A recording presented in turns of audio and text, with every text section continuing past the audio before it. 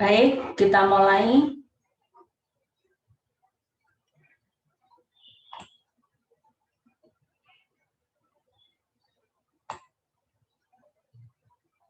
Ya, saya share screen, saudara.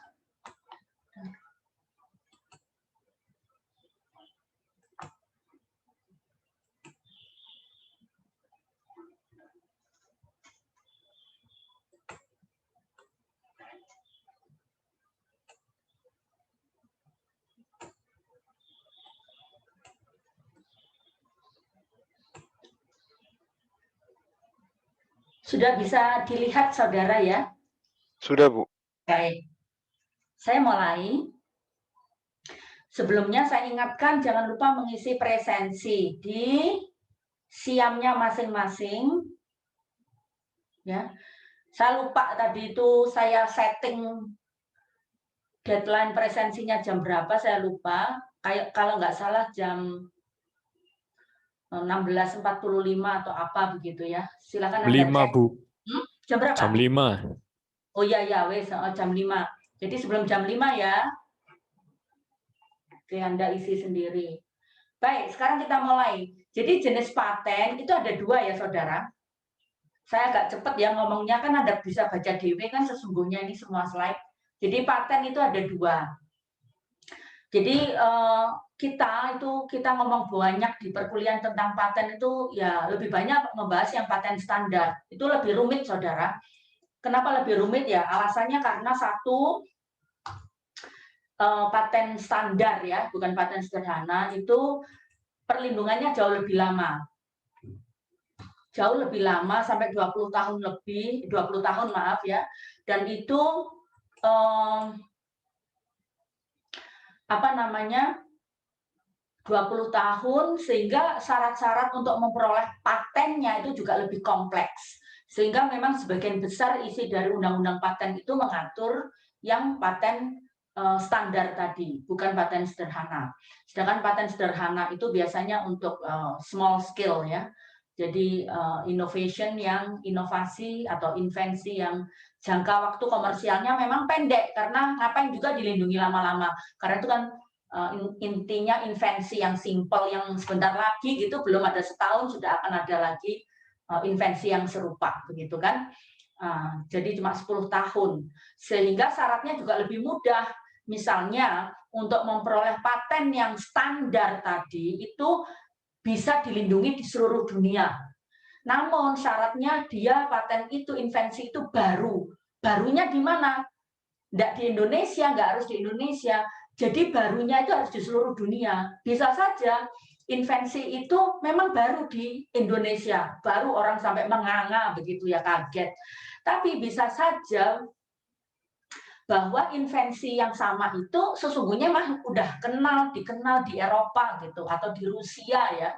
Jadi walaupun di Indonesia baru, invensi tadi tidak bisa dilindungi hak paten yang jangka waktunya 20 tahun karena ujian ya kan harus dites dulu, diuji baru tidaknya itu kan seluruh dunia. Jadi barunya itu harus baru seluruh dunia. Kalau paten sederhana, barunya, kebaharuannya itu hanya diujikan di Indonesia saja. Jadi itu invensi itu, oh itu memang baru di Indonesia gitu ya. Ya bisa aja diberi paten sederhana gitu. Karena ya jangka waktunya cuma pendek. Nah di Indonesia memang kalau Anda membuka lagi websitenya dgip.go.id, websitenya Dirjen Hak Kekayaan Intelektual itu, memang rata-rata kalau Anda lihat ya, minggu lalu kan sekilas saya sebutkan tentang berita resmi ya, berita resmi paten yang ada spesifikasi paten, ada apa itu abstrak, invensi ini tentang A, invensi itu tentang B, itu rata-rata yang mengajukan invensi itu rata-rata adalah perusahaan-perusahaan multinasional atau individu-individu dari luar Indonesia. Kalau Anda lihat berita resmi paten yang mengajukan patennya itu adalah WNI orang Indonesia, itu rata-rata ya itu jenis patennya itu paten yang sederhana karena ya ya small scale ya intinya, skala kecil, invensi skala kecil. Jadi seperti itu. Jadi itu bedanya paten sederhana dan paten yang standar. Jadi untuk kuliah ini lebih banyak kita membahas yang paten yang standar tadi. Gitu. Nah, sekarang apa sih paten yang standar itu? Jadi yang paten yang standar tadi itu kan jangka waktunya 20 tahun. Sehingga syarat kebaharuan ya itu bukan hanya baru di Indonesia tapi baru di seluruh dunia. Mungkin ada pertanyaan, Bu, ini saya atau ayah saya gitu ya, itu melakukan invensi. Dan invensi ini barulah pokoknya, Bu, gitu ya. Ada mungkin pertanyaan seperti itu. Terus ini enaknya kalau saya daftarkan paten yang standar apa paten yang sederhana, Bu, untuk bisa dilindungi dan untuk bisa dikabulkan. Mungkin muncul pertanyaan gitu kan. Nah, ini yang perlu dicatat adalah yang menentukan apakah Anda akan memohon perlindungan paten standar atau mengajukan permohonan hak atas paten sederhana, itu harus si pemohon itu sendiri, si inventor itu sendiri. Yang menentukan, oh ini adalah layak diberi perlindungan paten yang standar, oh ini hanya paten sederhana. Itu bukan kantor paten, ya saudara, bukan kantor paten. Tapi si inventornya sendiri yang harus tahu, ini invensiku layak dilindungi paten yang standar misalnya. Wah, 20 tahun dan bisa dilindungi di seluruh dunia, tidak hanya di Indonesia misalnya. Ya harus si inventornya sendiri yang harus dalam tanda petik itu tahu diri gitu. Akhirnya mereka mengejar perlindungan paten yang standar, ya kan, dengan keuntungan macam-macam itu tadi. Bisa saja kantor paten menolak karena ternyata syarat-syarat untuk paten standar itu luar biasa berat. Bisa saja. Kalau menolak ya sudah, nggak bisa diajukan lagi. Ya mungkin diajukan lagi tapi turun menjadi paten sederhana. Itu ya. Jadi itu harus si inventornya sendiri yang memutuskan. Tidak ada ketentuan di dalam undang-undang atau di kantor paten itu mana sih yang paten sederhana, mana sih yang paten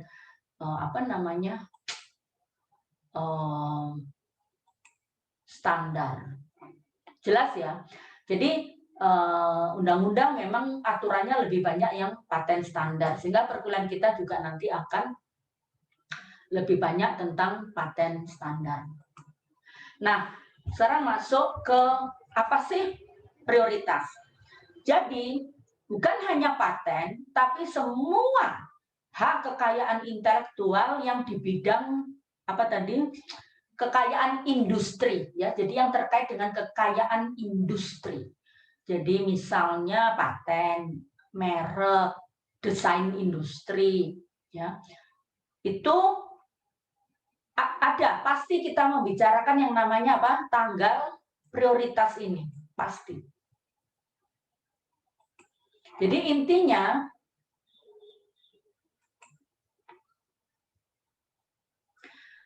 kalau Anda baca sendiri pasal 1 nomor 9 tahun 2016 atau itu undang-undang paten. Jadi orang bisa memiliki hak paten itu bukan karena ngaku-ngaku. Hak paten itu diberikan oleh negara, ya, diberikan oleh negara. Jadi harus dimohonkan. Jadi si inventor yang ingin dilindungi hak paten atas invensinya harus mengajukan permohonan paten. Jadi saudara, ini dia. Nah, katakan Indonesia kan sekarang menjadi anggota TRIPS Agreement. Oke. Ini penting tentang tanggal prioritas. Jadi, katakan seperti ini, yang tadi Bu Afifah bilang bahwa invensi itu kalau dilindunginya dengan paten standar, maka invensi itu bisa dilindungi di seluruh dunia. Kan itu tadi Bu Afifah bilangnya begitu. Dilindungi di seluruh dunia. Tapi harus dimohonkan dulu. Nah, ini. Nah, karena kita anggota TRIPS Agreement, jadi layaknya invensi yang dilindungi paten di Indonesia harusnya juga bisa dilindungi di Australia, di Singapura, di Amerika, pokoknya di negara-negara lain sesama anggota TRIPS. Itu kan tujuan konvensi internasional. Walau penemunya itu orang Indonesia, harusnya invensinya dilindungi di sesama negara anggota TRIPS yang lain. Tapi harus diajukan permohonan. Jelas? Jadi saya beri contoh. Si tuan Mr. Smith ya, Mr. Smith misalnya, itu membuat invensi mesin gitu, katakan ya, sebuah mesin atau produk lain yang dikategorikan teknologi biasanya yang dikategorikan dapat atau objek paten yang dapat dilindungi paten. Kemudian Mr. Smith ini warga negara Australia. Nah, di sana dia mengajukan permohonan hak paten di kantor paten Australia. Pada tanggal, ya misalnya saya tuliskan di sini,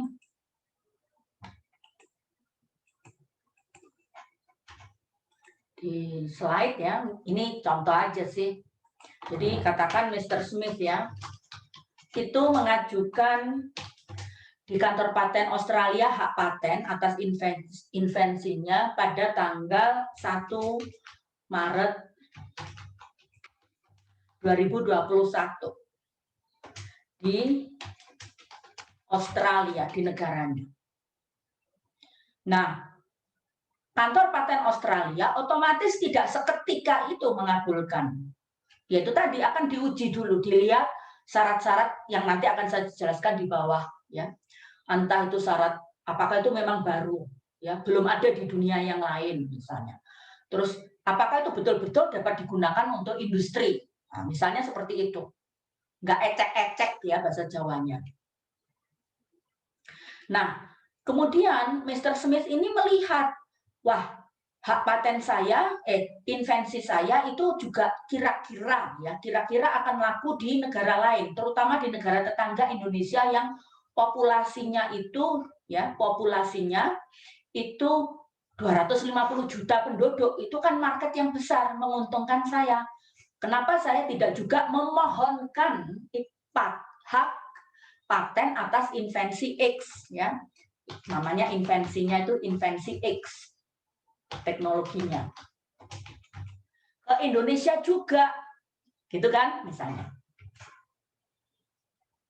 Supaya bisa juga dilindungi di Indonesia.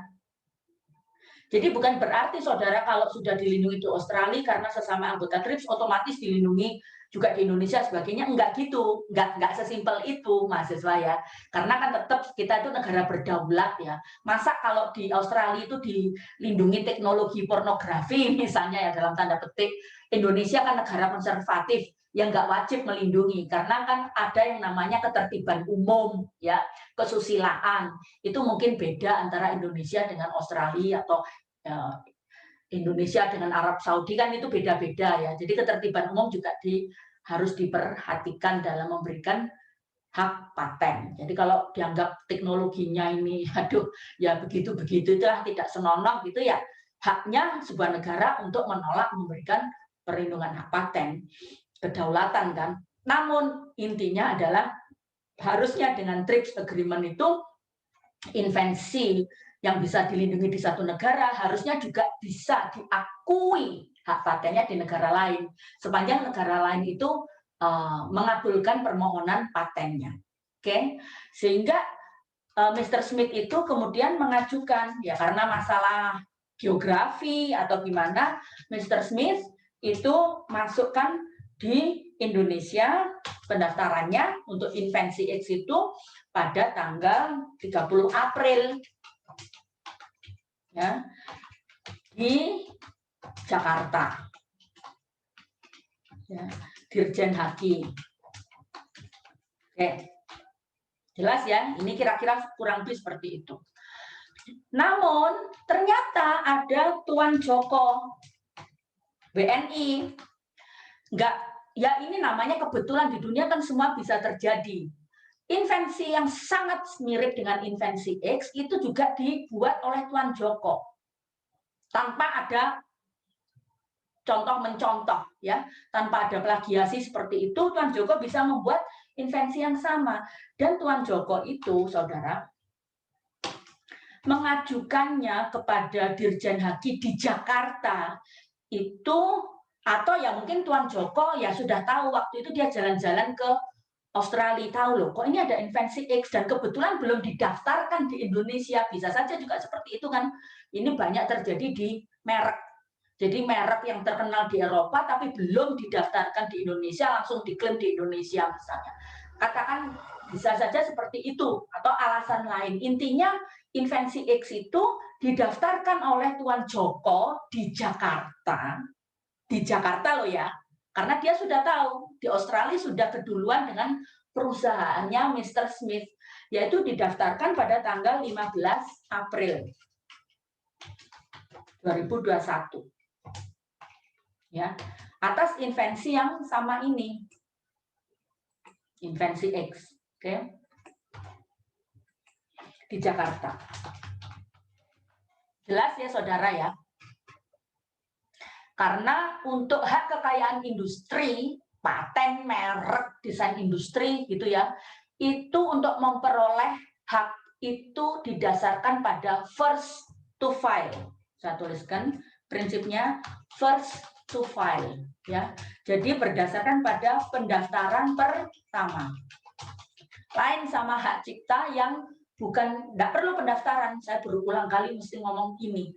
Cukup dengan publikasi tok, itu sudah cukup tanpa perlu pendaftaran. Pendaftaran itu hanya untuk nanti kalau ada sengketa di pengadilan ada buktinya gitu ya. Tapi walaupun sesungguhnya tidak ada pendaftaran pun hak cipta itu tetap diakui kalau sudah dipublikasikan pertama kali. Jadi kalau hak milik industri termasuk paten di sini, prinsip untuk memperoleh hak itu adalah pendaftaran pertama, first to file. Jadi akhirnya Tuan Joko itu mendaftar dulu di Jakarta kan, kita lihat di sini, tanggal 15 April. Jadi memang pertama kali dia di Indonesia.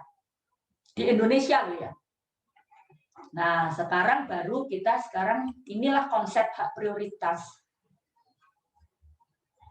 Jadi tanggal penerimaan permohonan paten di negara asalnya, oke, akan merupakan tanggal prioritas di negara tujuan lainnya. Ya, ini prinsip tentang prioritas. Sehingga kalau kita lihat di sini, Mr. Smith itu mendaftarnya memang bukan di Indonesia tapi di Australia pada saat itu, yaitu tanggal 1 Maret. Di Indonesia Tuan Joko sudah mendului mendaftar. Ya. Namun kalau kita melihat tentang prinsip hak prioritas, maka demi atau atas nama TRIPS Agreement, maka yang memperoleh hak prioritas untuk invensi X ini ya menjadi Mr. Smith, saudara. Karena kenapa? Itu tadi pendaftaran pertama di negara asal sesama anggota TRIPS akan merupakan tanggal prioritas di negara tujuan lainnya. Jadi, kantor Haki Jakarta harus sepanjang Mr. Smith bisa membuktikan bahwa untuk invensi X itu dia sudah mendaftar lebih dulu di Australia sesama anggota TRIPS, maka Dirjen Haki di Jakarta harus memproses lebih dulu permohonan paten Mr. Smith dibandingkan permohonan patennya Tuan Joko. Karena apa? Karena Mr. Smith ini otomatis memiliki yang disebut sebagai hak prioritas. Hak untuk didulukan. Jelas, mahasiswa? Jadi itulah konsep bahwa, dan ini bukan hanya di merek saja ya saudara, bukan hanya di paten saja ya, tapi juga di hak kekayaan industri lainnya, merek, desain industri, ya, sirkuit terpadu, itu semua menggunakan prinsip prioritas. Jadi yang didulukan adalah tanggal pertama pendaftaran di sesama negara anggota TRIPS Agreement. Jadi, wah ya ribet ya Bu ya. Iya memangnya.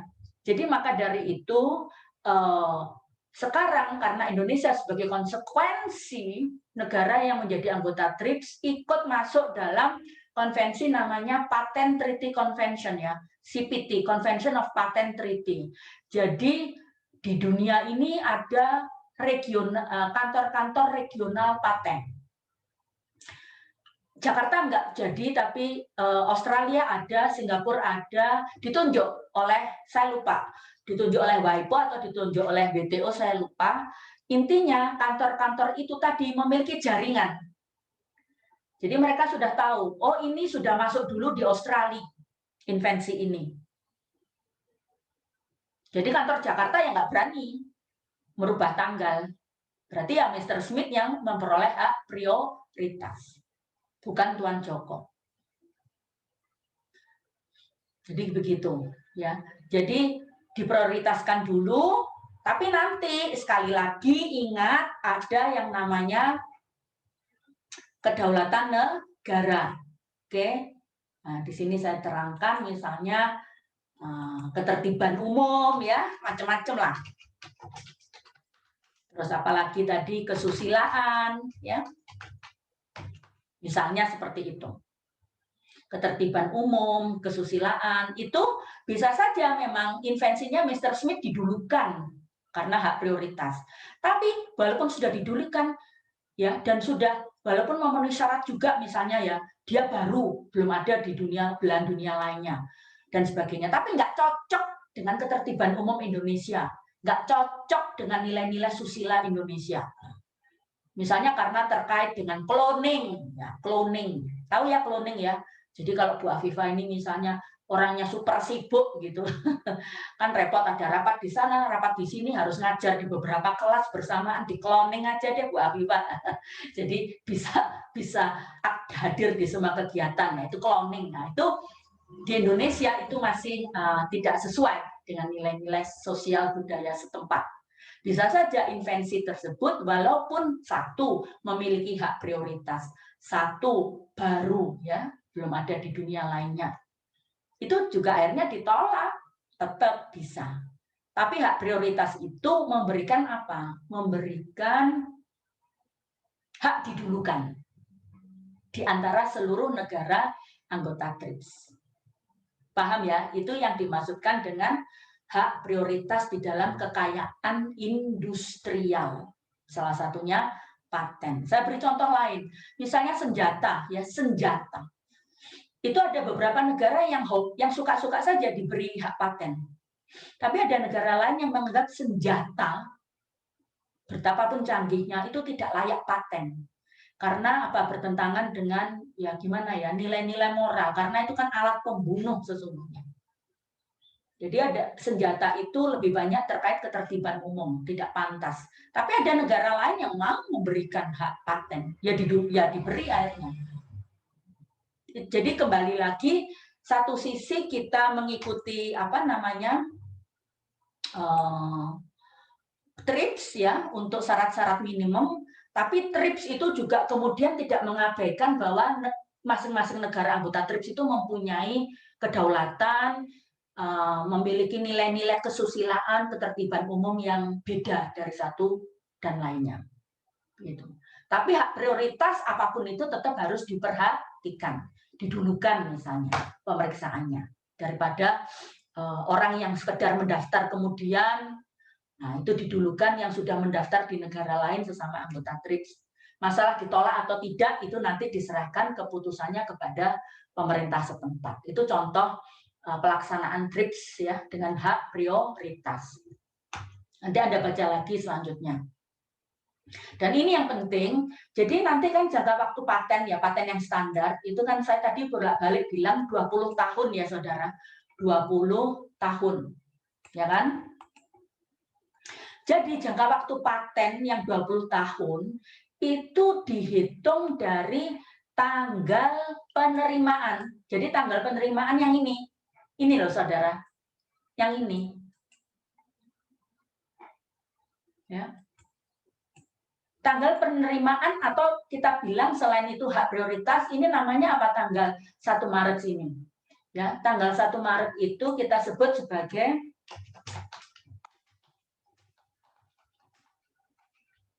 namanya sebagai priority date, tanggal prioritas. Nah, ini penting. Jadi tanggal ini itu akan menjadi tanggal mulainya dihitung jangka waktu paten yang 20 tahun tadi.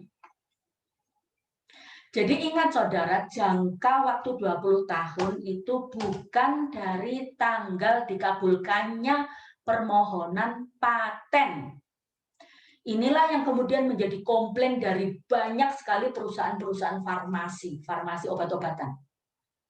Karena kan untuk bisa dilindungi paten, diberikan hak paten, itu kan untuk apalagi kita berbicara farmasi obat. Itu kan harus ada testing, ya, tes ke masyarakat, ini benar. Misalnya aja, obat anti hamil gitu ya, atau obat kesuburan, ya macam-macam gitu misalnya. Bahkan sesungguhnya vaksin juga, hanya ini karena sudah emergensi, maka vaksin COVID itu tesnya tidak terlalu lama, sudah diizinkan aja, diizinkan. Padahal kalau obat biasa itu proses untuk tes bahwa obat itu memang istilahnya itu memang berfungsi ya, berfungsi seperti yang diklaimkan di spesifikasi paten bahwa bisa menumbuhkan kesuburan misalnya. Ya itu kan tesnya lama, harus diteskan ke masyarakat, dites ke hewan, dites ke manusia dan macam-macam. Jadi habis waktu untuk tes saja ya sudah terkurangi waktu itu, tapi kan belum dapat hak paten, soalnya kan belum tahu itu memang manjur apa tidak. Tapi jangka waktu paten obat tersebut sudah dihitung sejak tanggal dia didaftarkan, tanggal pertama kali didaftarkan, pertama kali priority date ini. Sehingga mereka efektif, komplainnya perusahaan farmasi efektif ya, katakan ya cuma 15 tahun patennya, seperti itu. Sehingga ada wacana, saudara, ada wacana perusahaan-perusahaan farmasi itu membentuk lobby-lobby lah ya ke WTO supaya ke World Trade Organization supaya ada revisi dari TRIPS Agreement, sehingga untuk invensi di bidang farmasi itu layaknya minimum harus 25 tahun hak paten itu, bukan hanya sekedar 20 tahun. Tapi ya alhamdulillah ya sampai detik ini tidak ada revisi TRIPS untuk itu. Undang-undang paten Indonesia direvisi berkali-kali juga masih tidak memberikan tidak memberikan keistimewaan gitu untuk paten di bidang farmasi. Nah, bayangkan kalau sekarang paten di bidang farmasi itu dikabulkan 25 tahun dengan segala keistimewaan macam-macam. Padahal sekarang penyakit itu tambah aneh-aneh itu, aduh ya kan ya repot ya. Kita negara berkembang ya nggak akan pernah dapat obat-obat yang paten itu tadi kan. Rata-rata obat yang tersedia sekarang di negara seperti India, Indonesia ya, negara berkembang itu adalah obat-obat yang patennya sudah daluarsa. Patennya sudah daluarsa sehingga bisa kita perbanyak sendiri. Tapi obat-obat jenis baru yang manjur sekali terhadap penyakit-penyakit yang tambah aneh-aneh ya dewasa ini itu sulit sekali dijual di Indonesia karena memang harganya amat sangat mahal. Karena harga yang dijual itu berikut royalti, ya, royalti. Jadi sangat sulit untuk diperoleh di negara berkembang. Jadi kita bisa bayangkan kalau paten untuk obat itu diperpanjang lagi menjadi 25 atau 30 tahun, penduduk di negara berkembang sudah pada mati lebih dulu ya, pada mati lebih dulu ya, karena mana ada yang sanggup untuk beli obat-obat yang harganya membumbung ya, obat paten itu. Jadi banyak obat di negara berkembang itu adalah obat yang rata-rata habis, yang sudah patennya memang sudah expired, itu obat lama gitu. Jadi nggak ada royalti lagi, ya nggak ada royalti lagi. Anyway, itu kita kalau berbicara mulai hak prioritas, ya jangka waktu paten yang 20 tahun, itu sekali lagi tidak dihitung dari tanggal dikabulkannya permohonan paten ya, tapi sudah dihitung sejak tanggal pertama kali diterima permohonan patennya. Jadi yaitu makanya tadi saya cerita komplainnya perusahaan-perusahaan farmasi tadi. Nah, ini paten tuh hak teritorial, yaitu tadi ya, yang mempertimbangkan kedaulatan negara, ketertiban umum yang berbeda-beda di setiap negara, seperti itu. Jadi bisa saja satu invensi yang sama dilindungi di Amerika, di Indonesia tidak bisa dilindungi. TRIPS itu fungsinya hanya memberikan standar minimal saja. Nah, itu tadi yang saya sebutkan bahwa kalau paten standar itu tidak hanya dilindungi di wilayah Indonesia, tapi juga dilindungi di seluruh dunia. Sepanjang itu tadi yang saya bilang, ya harus didaftarkan ulang di setiap negara yang memang dituju. Jadi kira-kira apa sih menguntungkan atau tidak sih untuk mendaftarkan paten di India misalnya, ya? Karena proses pendaftaran itu juga tidak mudah, harus selalu menggunakan konsultan paten setempat.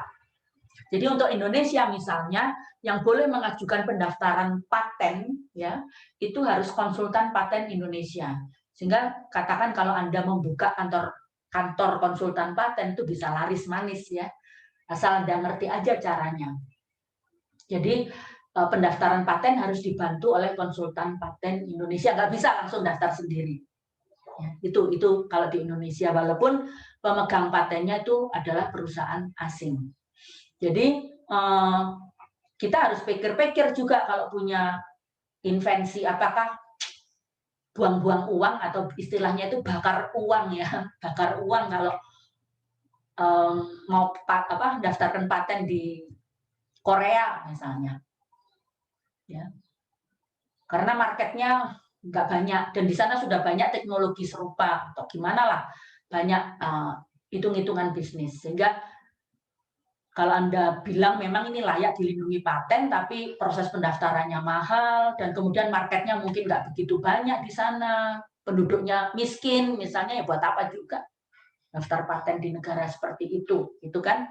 Jadi ini yang harus dipertimbangkan kalau mau mendaftarkan paten di luar negeri. Jadi ini Indonesia mengikuti tadi prinsip first to file. Jadi yang diberi paten adalah pendaftar pertama. Selanjutnya ada kejadian bahwa mungkin saja ya ini tadi pihak yang melakukan invensi ya itu, misalnya saya berikan contoh ya, istilahnya berarti pemakai terdahulu. Jadi ada pemakai terdahulu, ada inventor gitu kan, atau pemegang paten. Jadi misalnya saya berikan contoh di sini. Ya. Katakan ada Tuan Joshua, gitu kan? Ya. Jadi Tuan Joshua tinggal di Papua, ya. Itu tadi dia melakukan invensi, ya penelitian di laboratoriumnya di Universitas Papua dan sebagainya menghasilkan invensi Z. Terus Insinyur Sutomo ya tinggal di Solo misalnya. Mereka nggak saling mengenal, juga menghasilkan invensi Z. Nah, karena Insinyur Sutomo itu tinggal di Solo, lebih dekat dengan kantor hak paten di Jakarta kan. Jadi Insinyur Sutomo mendaftar permohonan paten, begitu ya, tanggal 1 Maret 2021 di Jakarta, karena kan lebih dekat. Nah, terus bagaimana dong Tuan Joshua ini kedudukannya? Padahal itu kan kerja keras dia, keringat, ya, waktu, dan sebagainya, energi dia. Masa dia dilarang pakai invensi Z ini? Kan nggak adil. Nah, di sini kemudian undang-undang memberikan solusinya, yaitu yang disebut sebagai pemakai terdahulu. Jadi pemakai terdahulu itu dilindungi, pemakai terdahulu yang beriktikat baik namun tidak mengajukan permohonan paten. Dilindungi. Jadi kalau saya berikan contoh, jadi Tuan Joshua ini adalah pemakai terdahulu dari invensi Z. Tapi dia tidak mendaftarkan invensi Z itu untuk dilindungi hak paten. Jadi gimana solusinya? Yaitu dia tetap diberi hak untuk memakai, karena dia pemakai terdahulu, tanpa harus membayar royalti. Ngerti? Tanpa harus membayar royalti ke siapa? Ke Tuan atau Insinyur Sutomo. Ngerti ya saudara ya? Gitu. Jadi, tapi ya itu tadi, supaya dia tidak digugat oleh siapa? Insinyur Sutomo, kok masih pakai aja invensi Z yang sudah dipatenkan oleh Insinyur Sutomo, maka dia perlu mendaftar sebagai status sebagai pemakai terdahulu. Loh, buktinya apa, Bu? Gitu kan enak aja, orang akhirnya ngaku-ngaku saja. Nah, di sini perlu ada bukti-bukti, misalnya rincian semua kegiatan, terus tanggal invensi di laboratorium, catatan-catatan lah yang menunjukkan bahwa dia juga melakukan invensi yang sama walaupun tidak mendaftar, sehingga dia dapat mengklaim sebagai pemakai terdahulu. Intinya seperti itu. Jelas ya saudara? Nah, sedikit berbeda dengan di Indonesia, di USA ya, di USA itu memang seperti kasus ini. Berarti kalau USA itu bukan first to file.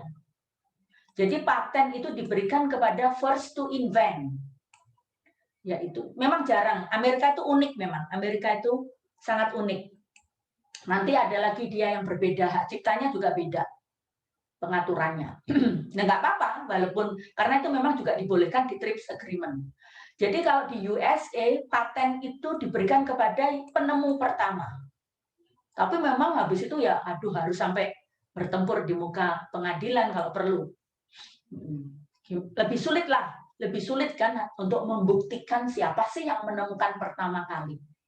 Tapi kalau di negara lain, mayoritas negara anggota TRIPS itu kita lebih pada sistem formalitas, lebih mudah. Ya, siapa yang mendaftar pertama dengan tanggal prioritas tadi, maka itu yang diberikan hak paten. Kalau di USA ini kepada first to invent. Begitu. Ya, jadi kita fokus saja pada first to file di sini. Jadi kalau inventor Amerika mau mendaftar ke Indonesia ya atas invensinya, ya dia harus tunduk pada persyaratan first to file. Karena dia mendaftarkan patennya di Indonesia. Seperti itu. Nah, sekarang jangka waktu perlindungan seperti ini ya. Jadi Anda baca sendiri. Oke.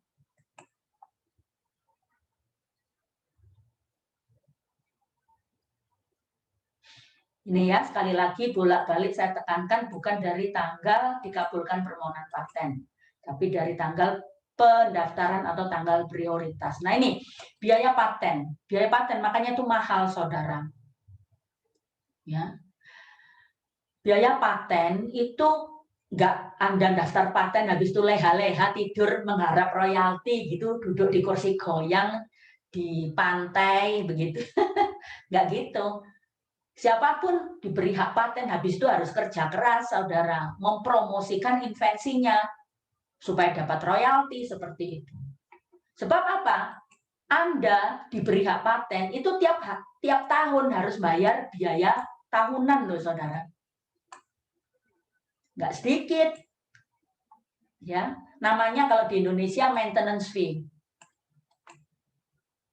Kalau paten itu dilisensikan, maka maintenance fee-nya dibayar oleh penerima lisensi. Jadi harus promo, saudara. Nggak habis dapat, oh aku menang dapat hak paten terus leha-leha gitu, enggak. Harus tambah kerja keras. Supaya laku, invensinya itu dipakai banyak orang. Sehingga dia mau menerima royalti, royaltinya yang mahal tadi bisa dipakai untuk membayar biaya tahunan. Sebab konsekuensinya berat kalau biaya tahunan tidak dibayar. Ini dia. Paten akan dihapus jika biaya tahunan belum dibayar sampai dengan jangka waktu yang ditentukan. Silakan Anda baca sendiri. Kalau nggak salah 3 tahun berturut-turut, ya silakan Anda baca Undang-Undang Paten. 3 tahun berturut-turut tidak membayar biaya tahunan, ketika itu paten itu hapus. Konsekuensinya hapus gimana? Ya, maka akan langsung diberikan menjadi apa, saudara? Menjadi public domain. Padahal belum 20 tahun. Jadi seketika itu menjadi milik rakyat, milik umum. Sehingga masyarakat luas ya bisa menggunakan invensi tersebut, mengembangkan lagi, dan macam-macam lah. Walaupun belum 20 tahun. Kalau Anda tidak membayar, apa tadi? Itu tadi biaya tahunan. Jadi gunanya biaya tahunan itu adalah biayanya berapa besar, yaitu tiap tahun ditentukan oleh masing-masing negara, naik turunnya biaya.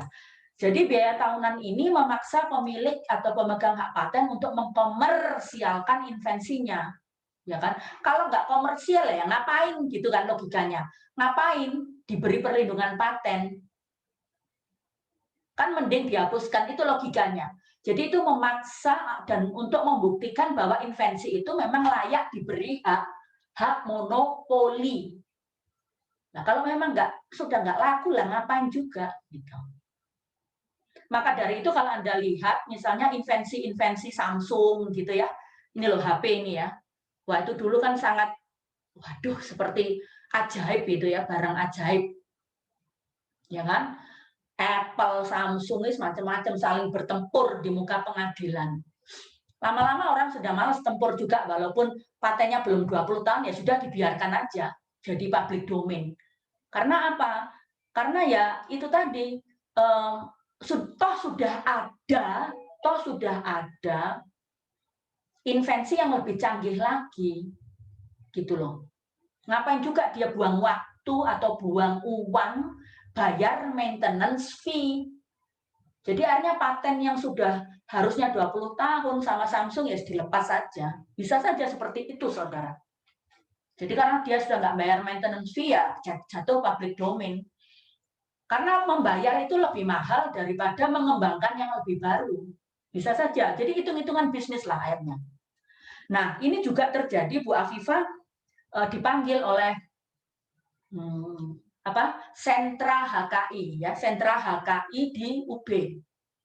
Ya karena permasalahan ini. Jadi banyak dosen UB ya, otomatis bukan dosen fakultas hukum. Kalau fakultas hukum nggak ada kaitannya dengan paten kan. Kalau hak cipta mungkin. Nah, itu mereka misalnya dosen peternakan ya, menghasilkan produk pakan ternak yang khusus yang membuat ternak itu sangat cepat berkembang dan macam-macam.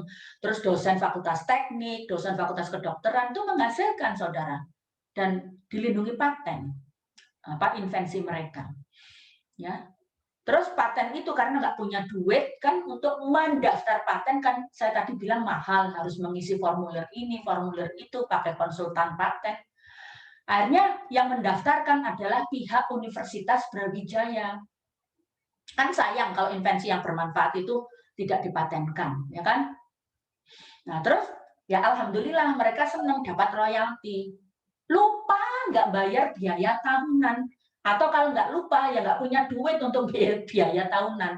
Soalnya yang pakai invensinya itu juga ya Ya cuma sedikit sih, ya banyak, berapa banyak di Indonesia ini yang syukur-syukur orang itu milih pakai yang gratisan. Kan logikanya gitu. Akhirnya mereka ya nggak bayar biaya tahunan. Terus mereka heran loh. Kalau Anda nggak percaya, silahkan aja buka websitenya DGIP. Di situ ada daftar paten yang dihapuskan. Ada namanya paten yang dihapuskan, bukan ditolak ya. Ada paten yang ditolak, itu berarti sejak pendaftaran atau permohonan patennya, wah ini nggak layak dilindungi paten ya, karena tadi itu ini tidak baru atau melanggar kesusilaan, itu namanya ditolak. Ini Anda cari di website DGIP paten yang dihapuskan, banyak yang dari Universitas Brawijaya. Alasannya apa? Tidak membayar biaya tahunan. Jadilah itu milik umum, padahal masih 3 tahun, 5 tahun lah maksimum. Banyak, puluhan. Ya. Jadi ini perlu diperhatikan. Jadi memang akhirnya mereka komplain loh, akhirnya para insinyur-insinyur itu di Brawijaya, loh, lah saya pikir ini tuh diurusi oleh UB, dipromosikan oleh UB ke umum supaya ada yang pakai, supaya ya apa namanya royaltinya bisa terbayar. Ya ternyata UB cuma mendaftarkan saja, tapi nggak ngurusi promosinya, ya nggak bisa. Ya memang harus dipromosikan supaya ada yang mau pakai, yang bayar royalti, atau kalau perlu dilisensikan. UB nggak ngurusi, cuma pendaftarannya tok ya tamat gitu, karena harus bayar biaya tahunan. Jadi hilanglah itu paten itu. Akhirnya membuat males orang-orang kerja tentang paten lagi. Paham ya itu ya? Itu ceritanya. Nah, sekarang apa saja yang bisa dilindungi paten kan begitu, ya. Jadi yang bisa dilindungi paten itu ya alatnya, produk lah yang terkait dengan teknologi, tapi juga bisa kalau tidak ada alat itu proses ya. Misalnya paling gampang itu proses fermentasi ya. Kenapa bisa jadi tempe itu karena kan ada fermentasi, ada proses. Ngerti? Ya. Terus misalnya proses apa namanya? Jadi yang dilindungi katakan itu bukan pilnya saja, pil ya, obatnya hasil akhir, tapi sak prosesnya, mulai gabungkan proses kimia, gimana mengocok gitu ya, menghasilkan warna yang bagus itu misalnya kalau film itu kan proses, bukan nggak berwujud ya, tapi kalau alat produk itu kan berwujud. Jadi yang dilindungi paten itu termasuk yang tidak berwujudnya. Loh Bu, bisa nggak Bu satu produk dilindungi 2 atau 3 paten berbeda? Bisa, banyak. Tapi itu harus Anda ajukan permohonannya. Jadi satu klaim itu bisa untuk 3 paten, bisa. Jadi yang dilindungi prosesnya, dimohonkan perlindungan paten itu prosesnya, produknya, ya pilnya atau alatnya, boleh. Jadi satu produk itu bisa dilindungi beberapa paten, bisa. Tergantung permohonan Anda. Terus pengembangan produk yang saya bilang tadi ya. Jadi akhirnya sekarang malah menjadi dari telepon biasa meningkat menjadi smartphone ya misalnya. Nah, itu kan pengembangan produk itu boleh. Pengembangannya dilindungi paten sepanjang yang pengembang ini juga membayar royalti kepada pemilik paten sebelumnya. Misalnya seperti itu. Nah, syarat-syarat untuk bisa dilindungi paten itu tidak semuanya. Kalau repot kalau semuanya dikasih monopoli. Paten itu kan monopoli sesungguhnya ya. Walaupun sesungguhnya maksudnya baik juga untuk memberi reward kepada si inventor yang sudah bekerja keras. Ya. Nah, ini dia. Ya, jadi harus invensi itu syaratnya ini standar loh, yang paten standar baru. Jadi mengandung langkah inventif dan dapat diterapkan dalam industri. Jadi baru itu yang tadi saya sebutkan. Ya. Kalau itu sudah, walaupun belum ada produknya, tapi pernah ditulis, pernah dipromosikan di majalah gitu ya. Nah itu hati-hati.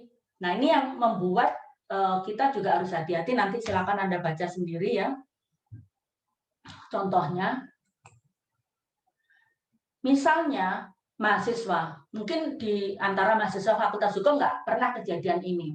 Jadi mahasiswa Fakultas Teknik atau mahasiswa Biologi misalnya, dia melakukan penelitian di laboratorium dia, menghasilkan sebuah invensi yang memang baru dan bermanfaat, layak paten. Oke. Nah, tapi dia melakukan diseminasi. Diseminasi itu entah itu dia menyeminarkan, presentasi dengan sedetail mungkin. Terus pendengarnya, loh iya ya ini kan baru ya, seperti gitu. Akhirnya invensi yang bermanfaat itu menjadi tidak dianggap baru lagi. Karena publik sudah tahu. Jadi bingung memang menyeimbangkan persyaratan bahwa sebuah invensi itu harus baru, tapi satu sisi kadang invensi itu kan perlu diseminasikan, disosialisasikan, dipresentasikan, begitu kan, untuk mendapatkan feedback. Lah, itu hati-hati bisa merusak kebaruan yang berakibat karena dianggap tidak baru dan berakibat sudah menjadi public knowledge. Sehingga tidak baru lagi, tidak novel ya, tidak novel itu bahasa Inggris. Jadi bukan new ya, jadi jangan menggunakan kata new, novel. Ya, kayak novel coronavirus ya kan, itu kan bukan new coronavirus tapi novel. Jadi dianggap ini memang nggak pernah ada. Jadi novel itu hilang. Paham ya di sini.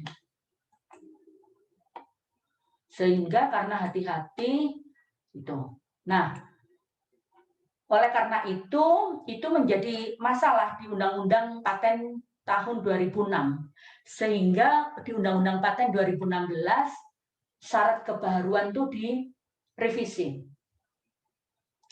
Sehingga suatu invensi tidak dianggap telah diumumkan atau telah menjadi public knowledge dengan syarat 6 bulan sebelum tanggal prioritas atau tanggal permohonan paten, invensi itu dipertunjukkan dalam sebuah pameran atau eksibisi, tapi harus eksibisi yang resmi, makanya harus pilih-pilih saudara, supaya invensi Anda dianggap masih baru.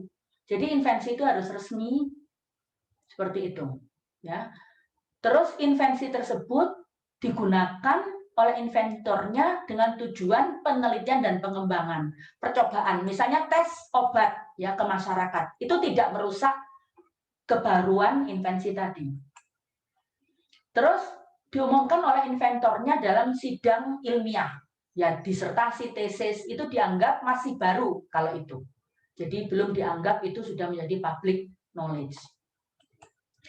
Nah, akhirnya invensi tadi, kalau ada hal-hal itu tadi, itu masih dianggap baru sehingga tetap bisa dimohonkan hak paten.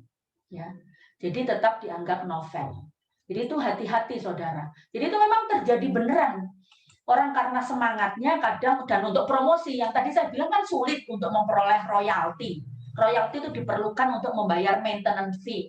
Kadang mereka itu promosi sebelum patennya itu dikabulkan, ya, patennya dikabulkan, mereka si inventor itu kadang sudah promosi di magazine, di majalah-majalah, di foto itu invensinya, di share.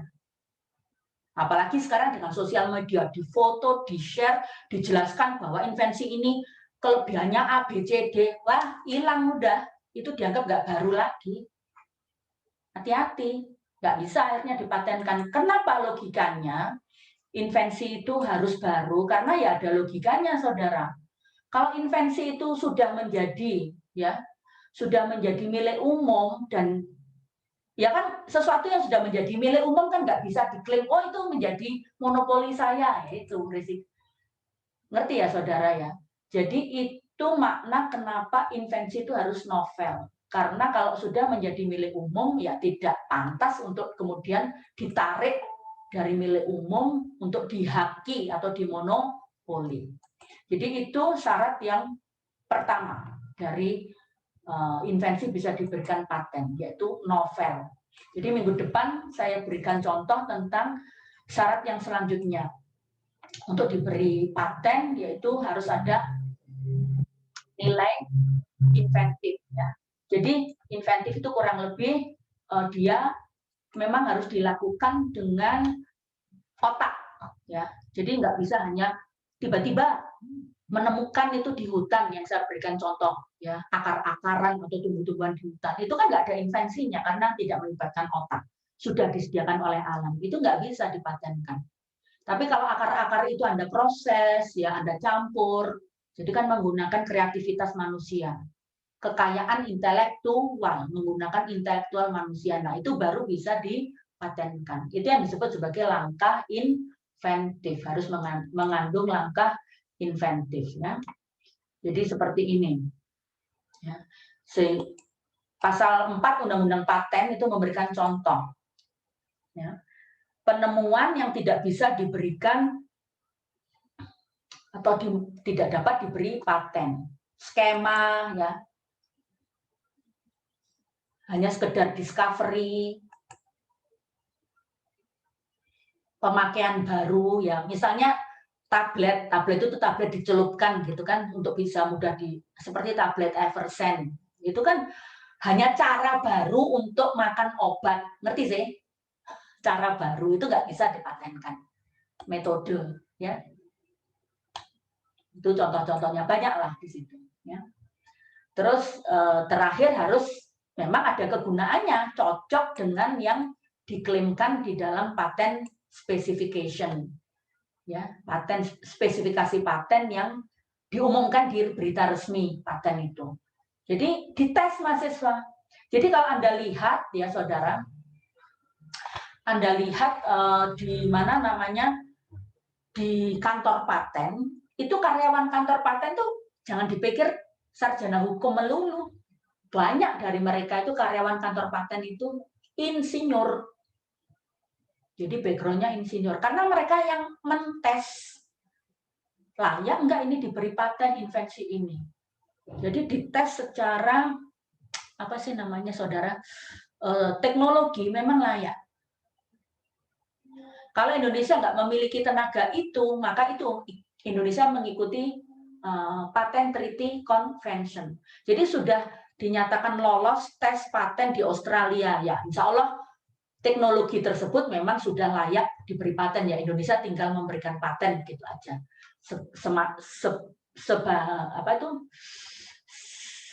Sepanjang teknologi itu memang sudah dites ya sesuai dengan yang diklaimkan. Misalnya kertas itu klaimnya sebuah kertas dimohonkan hak paten. Karena klaimnya disebutkan bahwa kertas itu tidak akan pernah bisa basah dan tidak akan pernah bisa robek, tapi bukan plastik misalnya. Jadi teknologi pembuatan kertasnya dipatenkan, dan itu sudah dites di kantor paten lain, memang terbukti ya Indonesia tinggal mengabulkan permohonan paten itu juga bisa. Jadi kantor-kantor paten tuh pegawainya juga banyak yang bukan sarjana hukum. Karena mereka harus mentes itu layak atau tidak untuk dipatenkan sesuai dengan klaim inventor di spesifikasi paten mereka yang diajukan permohonannya. Jadi itu maksud bahwa paten itu harus utility atau ada gunanya. Seperti itu. Jadi ini kira-kira adalah syarat-syarat untuk bisa dimohonkan paten. Jadi selain syarat baru harus mengandung langkah inventif ya, menggunakan otak manusia. Nggak bisa hanya ya memang begitu, nggak bisa. Itu sudah disediakan alam, nggak bisa diklaim. Dan terakhir harus ada gunanya. Jadi minggu depan kita masuk ke gimana Bu kalau kita berbicara genetic resource atau pengetahuan tradisional. Pengetahuan tradisional itu kan juga banyak manfaatnya, jamu. Kan saya nggak bisa dipatenkan, ya toh, jamu Indonesia itu. Padahal itu ada manfaatnya. Terus perlindungannya gimana dong? Nah, gitu. Nanti kita masuk juga membandingkan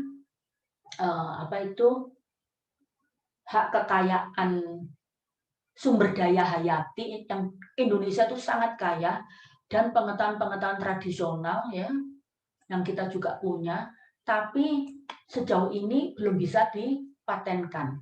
Gimana dong perlindungannya supaya tidak dicomot begitu ya oleh Jepang. Jadi sumber daya hayati Indonesia, pengetahuan tradisional Indonesia dicomot oleh negara lain untuk dikembangkan lebih lanjut dengan teknologi mereka, dan mereka yang mempatenkan parah begini. Nah, gitu loh. Itu juga akan kita bahas dalam perkuliahan ini. Jadi itu minggu depan, saudara. Ini sudah 1 jam. Ada pertanyaan sebelum saya akhiri? Saya izin bertanya, Bu. Silakan, Rifki ya. Saya mau nanya, Bu, apakah ada batas waktu untuk pengabulan permohonan paten itu, Bu? Oh ya, baik Rifki, pertanyaan yang baik. Jadi apakah ada batas waktu? Tidak. Tidak, saudara. Ini yang berat. Maka dari itu, Anda dalam membuat spesifikasi paten, itu harus sedetail mungkin. Ini yang antara, dan ini terjadi benar, saudara. Ini yang antara inventor kan biasanya jarang orang perorangan kayak gini, kayak Anda itu enggak, ya bukan saya mengecilkan Anda, enggak punya duit deh, enggak punya duit untuk memohonkan paten, biayanya mahal.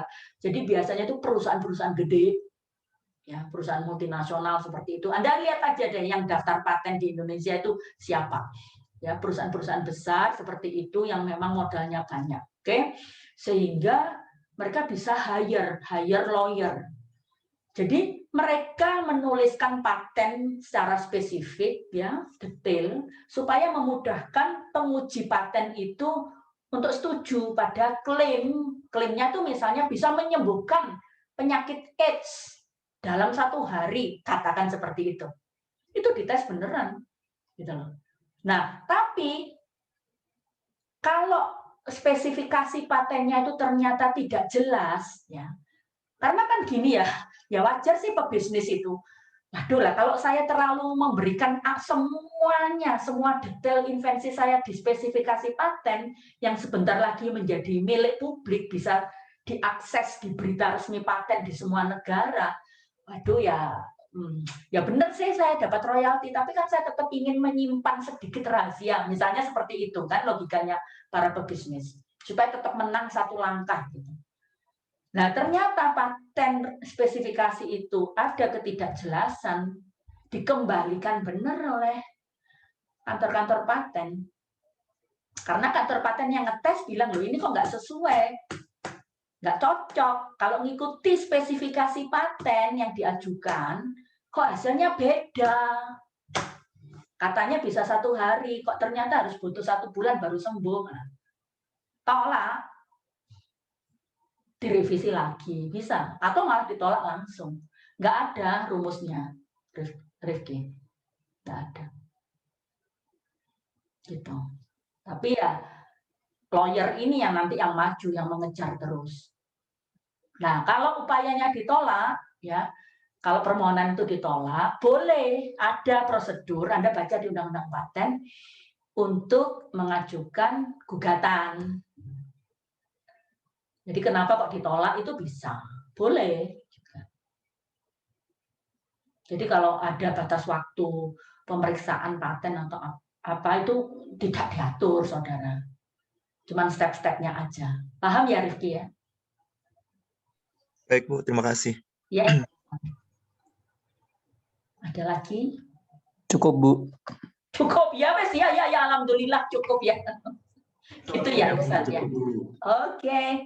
Selamat sore, saudara. Terima kasih. Selamat istirahat. Terima kasih, Bu. Terima kasih banyak, Bu. Terima kasih, Bu. Selamat sore.